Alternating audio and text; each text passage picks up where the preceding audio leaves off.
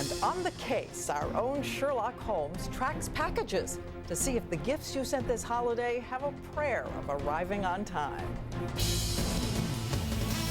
From the global resources of ABC News, this is ABC World News with Diane Sawyer.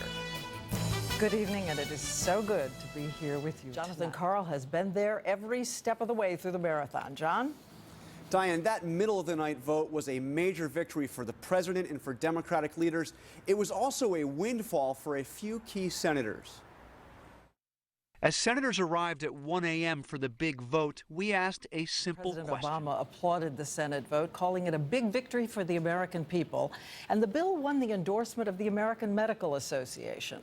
But the heart of the matter is what the bill means for American families and their health. And you have been sending us questions all day. Dan Harris tackles the top of the list. Now, Dan? Diane, good evening. We're getting a lot of questions from viewers about what any final bill, a combination of the House and Senate bills, would mean for their daily lives. So we went to a group of experts and got some clear, simple answers.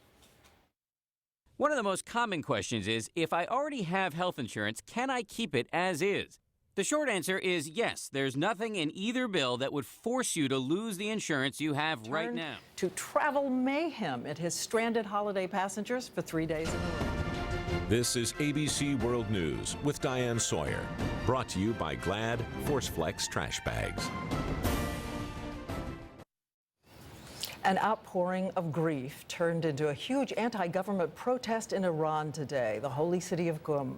It was the funeral of Grand Ayatollah Montazeri, a founder of the country's Islamic Revolution and a voice of the opposition to the current government.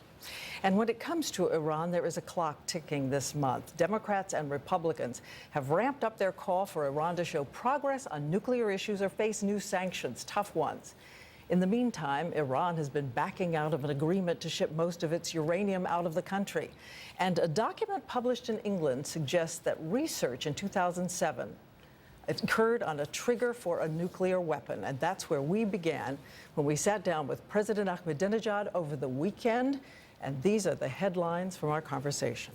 And when we come back, we are hot on the trail of your last-minute Christmas packages.